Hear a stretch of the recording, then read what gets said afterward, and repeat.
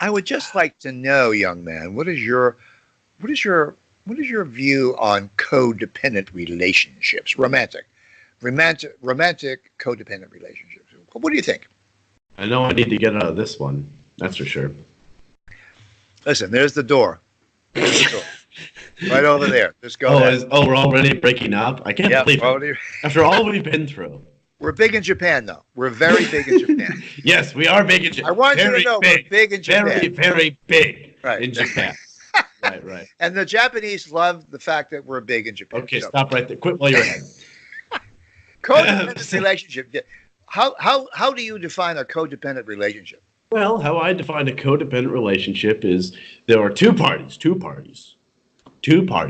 that both believe or perceive that they need the other person to carry on as an individual. So you mean like parents and children? No, because that's a sort of temporary relationship. It's codependent. It's codependent, right?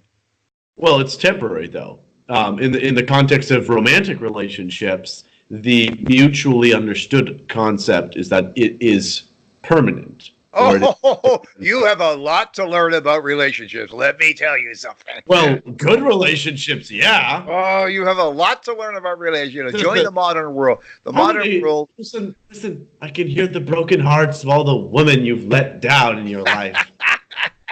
Well, I just got off the phone with it was a conference call with two young men who were in a homosexual codependent relationship. This is the reason I'm bringing this up. Okay. So they knew that you're cheaper than any marriage counselor. Exactly.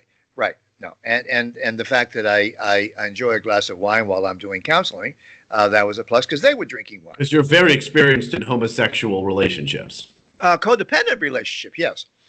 No. Really? Yeah, do tell.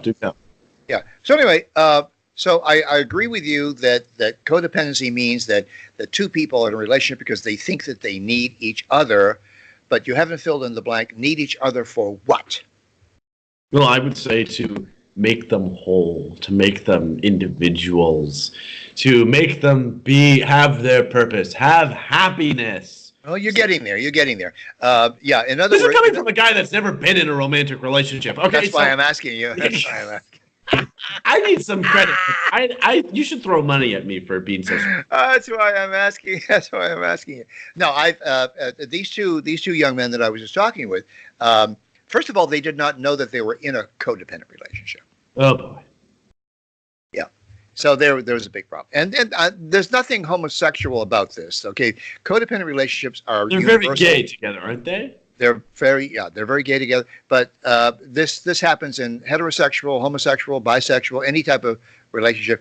The only way codependency does not happen is probably some monk in a monastery somewhere. But maybe he's in a codependent relationship with God. I don't know. It's possible. It's possible. Well, anyway, let's get back because a lot of young people are experiencing codependent relationships, and this came out in our conversation. Precisely because they have lost any touch with a transcendent reality. They have lost touch with God. They have lost touch with. So they used to. They used to have it. They used to. No, no. These two people. One was a Jehovah's Witness. Okay, from Utah. So of course, he was a homosexual. Yeah. Oh, from Utah. Oh my goodness. Yeah, exactly. And the other one was a sort of a nominal Catholic. And both of them reported that they had a very negative reaction to religion. And as soon as they went to West Hollywood, they quickly abandoned their religious inclinations, and they made the rounds of the flesh pots of West Hollywood so that they could find love and meaning in a codependent relationship. Now they've lived together for 6 years. Okay, which is about the limit statistically of all homosexual relationships. I don't know if you know that. Studies have shown. Not concluded or proven, but shown. Without any evidence, studies have shown that the average homosexual relationship in their age group, which is 25 to 35, these last a maximum of 6 years. Okay. And the reason why they called me and they wanted to talk about this is because they wanted to know from me whether or not it was inevitable that they break up, that they were going to break up. And I said, no, it's not inevitable that you're going to break up, but you have to deal with the codependency aspect of your relationship. You have to sit down and sort that all out. You have to ask yourself, why do I need my boyfriend? Why do I need this person in my life? Am I not capable of getting meaning and value and happiness? So what you're telling me is that these two individuals both think that they can get the values that and the rewards that come with a belief in the transcendence without the transcendence. Just by flesh. Yeah. Means for the first 6 years of their relationship, they pursued the flesh. They did a lot of traveling. They took a lot of cruises. They have 2 dogs and 2 cats, surrogate children. Another problem. Cats and dogs. Exactly, dogs and cats, and they've gone on many, many cruises together, which are all very gay.